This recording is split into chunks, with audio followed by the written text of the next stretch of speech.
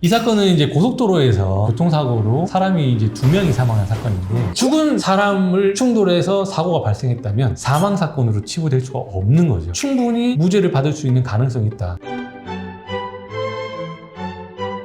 안녕하세요. 법무법인 태림의 오상원 변호사입니다. 교통사고로 사람이 사망을 하면 사고를 낸 운전자에게 당연히 사람이 사망한 것에 대한 책임이 인정될 거라고 생각하기 쉽습니다. 특히 제한 속도를 크게 넘겼다거나 급하게 차로를 바꾸다가 사고가 났다면 더욱 그렇게 보일 수도 있는데요. 오늘 소개해드릴 사건은 제한 속도 80km인 도로에서 시속 155km로 운전하다가 2명이 사망하는 사고에 연루되었지만 피고인에게 무죄가 선고된 사건입니다. 이 사건을 직접 담당하신 박상석 변호사님과 함께 살펴보도록 하겠습니다. 안녕하세요. 법무법인 태림의 형사전문 변호사 박상석 변호사입니다. 먼저 어떤 사고였는지 한번 설명해 주시죠. 이 사건은 이제 고속도로에서 교통사고로 사람이 이제 2명이 사망한 사건인데, 피해 차량이 2차로로 달리고 있던 중에 2차로에 있던 차량을 추월하기 위해서 1차로로 차선 변경을 합니다. 변경하는 과정에서 이제 운전 미숙으로 1차로에 있던 가드레일 1차적으로 충돌을 하게 되고, 공중에서 뜬 상태에서 2차적으로 가로등을 충돌합니다. 이제 한 바퀴 돌아서 땅에 떨어지면서 3차 전복 사고가 발생을 하죠.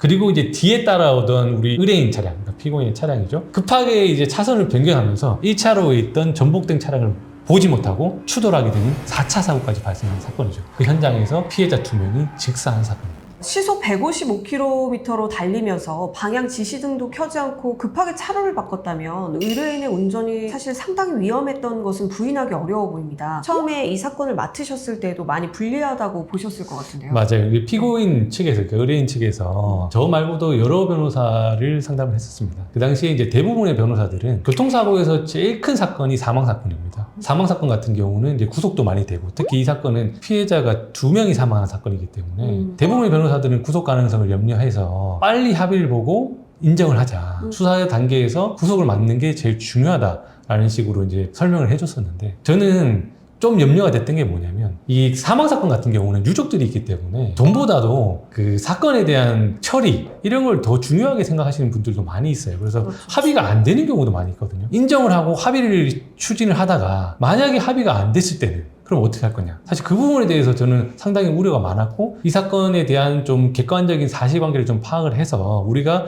방어할 수 있는 부분이 있는지를 최대한 한번 살펴보려고 노력을 했었죠. 검찰은 의뢰인을 어떤 혐의로 기소했고 재판에서 가장 크게 다퉈진 부분은 무엇인가요? 이 사건에서 이제 피고인에게 적용된 혐의는 좀 여러 가지가 있습니다. 뭐냐면 일단 공동위험행위라고 해서 이제 뭐 고속도로라든지 이제 차량이 많은 곳에서 위험하게 운전하는 행동. 피고인 옆좌석에도 사람이 타고 있었고 그 사고로 인해서 그 옆좌석에 있는 사람도 다쳤기 때문에 교통사고 처리 특례법상 치상. 피해자들이 사망한 부분에 대해서는 교통사고 처리 특례법 치사, 이렇게 이제 적용이 됐었습니다. 그 중에서 이제 제일 중요한 쟁점은 당연히 사망, 치사 부분이었습니다. 의뢰인의 차량이 전복된 차량을 실제로 충돌했고 그 차량에 타고 있던 두 분이 사망을 했잖아요. 그런데도 의뢰인의 충격으로 사망했다고 단정할 수 없었던 이유는 무엇인가요? 제가 이제 재판을 진행하는 과정에서 제일 먼저 이제 눈여겨봤던 것은, 아까 사고가 1차 가드레일, 2차 가로수, 3차 전복, 4차 우리 의뢰인과 충돌이잖아요. 4차 충돌이 발생하기 전에 과연 피해자들이 생존, 그러니까 살아있었다는 증거가 있냐라는 부분이 제일 궁금한 부분이었어요. 그래서 제가 이제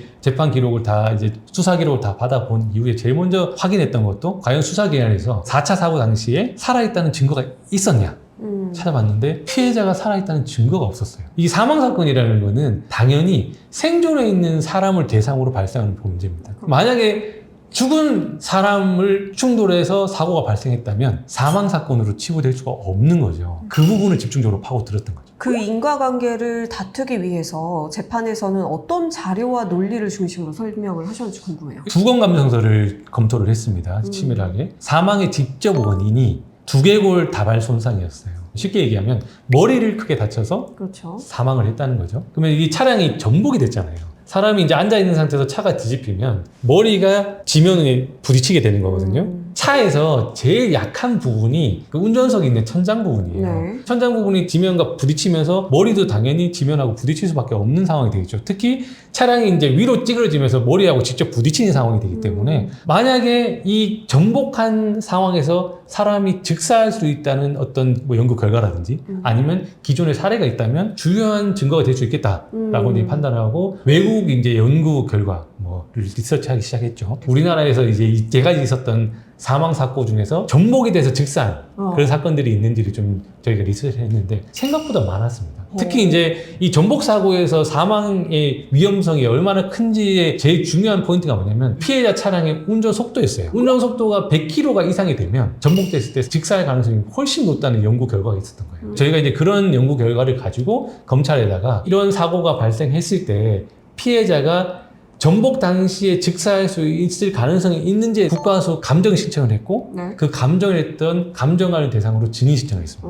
그런데 그 감정관이 현장에 나와서 본인이 이런 전복 사고를 많이 검사를 했었다, 다뤄봤었다. 이 사건 같은 경우에는 전복했을 때 즉사했을 가능성이 훨씬 높다. 그 법정 진술이 결정적으로 이 사건 무죄의 증거가 됐습니다. 그렇군요. 치사 부분이 무죄가 됐다는 건 피해자들이 의뢰인의 차량과 충돌하기 전에 이미 사망했다라는 사실이 확인됐다라는 뜻은 아닌 거죠. 시청하시는 분들도 좀 생각해 보셔야 될 게 뭐냐면 네네. 이게 무죄가 나왔다고 해서 이 사실이 객관적으로 확인이 됐다는 뜻은 아닙니다. 이게 뭐 형사법적으로 입증 책임이라고 하는데 사실은 이 사건 사고 당시에 피해자들이 생존해 있다라는 사실을 입증할 책임은 수사기관에 있습니다. 결국은 수사기관에서 사고 당시에 피해자들이 살아있다는 걸 입증하지 못하면 유죄가 선고가 될 수가 없는 거죠. 결론적으로는 살아있었는지에 대해서 명확히 입증이 안 됐기 때문에 무죄가 나온 겁니다. 지금 설명하신 내용을 또 들어보니까 이 사건을 단순히 시속 155km로 과속해서 달렸는데도 무죄를 받은 사건이라고만 소개하면 좀 사건의 의미가 크게 달라질 것 같아요. 직접 담당하신 입장에서는 이 판결을 어떻게 설명하는 것이 좀 정확하다고 보시는지요? 저는 이제 형사사건을 하다 보면 네. 한 100건 중에 90건 정도는 어떤 변호사가 상담을 해도 결론이 다 동일합니다.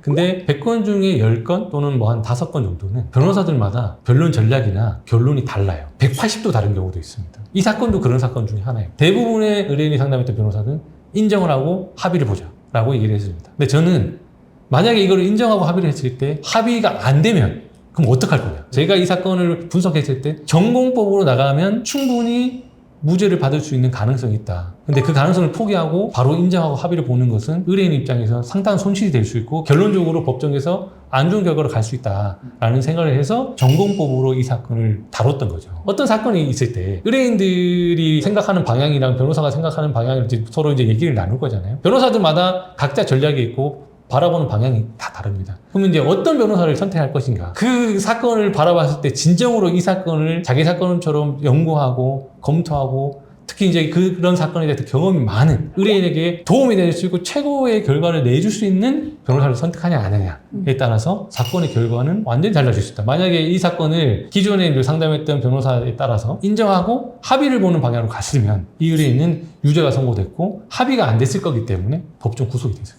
변호사의 전략, 어떤 방향으로 이 사건을 전체적으로 설정해서 가느냐에 따라서 결과는 180도 달라질 수 있다. 그럼 만약에 이 사건을 유가족들과 합의를 도모하고 그런 전략으로 소송을 진행했을 때 그리고 결과적으로 유죄가 나왔을 때는 몇 년 정도의 형이 나왔을까요? 이 사건 같은 경우는 이제 피해자가 2명이었고 그리고 시속 155km로 달리고 있던 상황이었기 때문에 유죄가 선고됐다면 징역 3년에서 5년 정도의 형량이 선고가 됐을 겁니다. 오늘 박상석 변호사님 말씀 너무 잘 들었습니다. 제가 평소에 박 변호사님을 소개할 때 변호사들이 신뢰하는 변호사, 어디 내놓아도 부끄럽지 않은 변호사 이렇게 소개를 하고 있는 거 알고 계시나요?